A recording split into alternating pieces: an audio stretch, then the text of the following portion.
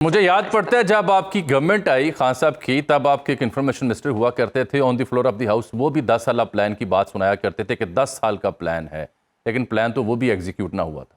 یہ کیا وجہ ہے کہ جیسے ہی طاقت ملتی ہے، حکومت ملتی ہے تو 5 سال نہیں، 10 سال نہیں بلکہ 15 سال کے منصوبے آپ کے ذہنوں میں آتے ہیں سیاستدانوں کے ہاں؟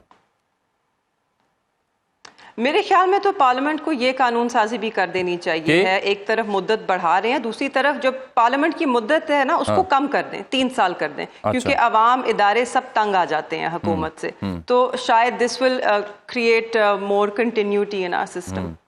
ٹھیک ہے، اچھا میں شاہ صاحب کے بارے میں جاننا چاہوں گا، آپ کی کوئی ملاقات ہوئی شاہ محمود قریشی صاحب سے؟ ان کے کوئی خیالات جاننے کا موقع ملا؟ what does he think؟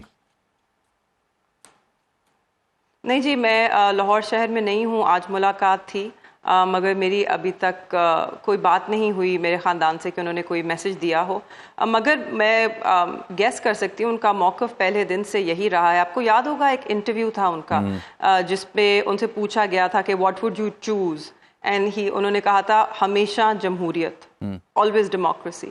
تو آج بھی ان کا وہی موقف ہے کہ اور جس لیے وہ قربانی دے رہے ہیں، جس اصول کے لیے، وہ یہی ہے جمہوریت، عدل، انصاف، رول آف لا۔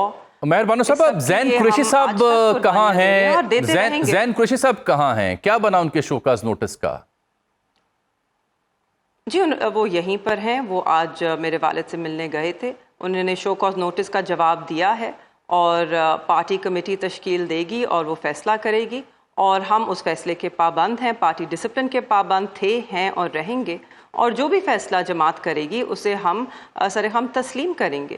مگر یہ بھی کہتی چلوں کہ مجھے پورا یقین ہے کہ زین میرا بھائی جو ہے وہ اس سے سرخرو ہوئے گا، اور وہ خان صاحب کے سامنے بھی اگر اس کو موقع ملتا ہے تو وہ پیش ہوئے گا، اور ان کو بھی وہ ہی ول سیٹسفائی ہم۔ اینڈ جب تک خان صاحب کا اعتماد حاصل نہیں ہے زین کو، تب تک انہوں نے اپنے جو ڈیپیوٹی پارلیمنٹری لیڈر کا عہدہ ہے اس کو چھوڑ دیا ہے، ایک اصولی موقف اپناتے ہوئے۔ کیا میں جاتے جاتے کیا یہ بات درست ہے کہ اب تمام امیدیں، چونکہ آپ کو سسٹم سے تو اس طرح سے انصاف مل نہیں رہا آپ کے بقول، تو اب تمام امیدیں ٹرمپ سے ہیں، امریکی انتخابات سے ہیں؟ وائی سو؟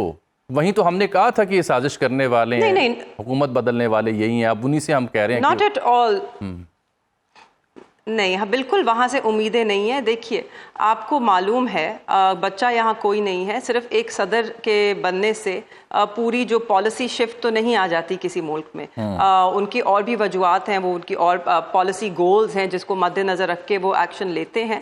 امریکہ کا الیکشن ہے، ان کی مرضی وہ کس کو چوز کریں، we are following it with great interest, کیونکہ یہ ہم نے ضرور دیکھا کہ جو ڈیموکریٹک پارٹی کی حکومت تھی کہ جس میں کملا ہیرس جو ہیں وہ وائس پریزیڈنٹ تھیں، اس حکومت نے اور اس رجیم نے پاکستان کو کسی طرح بھی انگیج نہیں کیا۔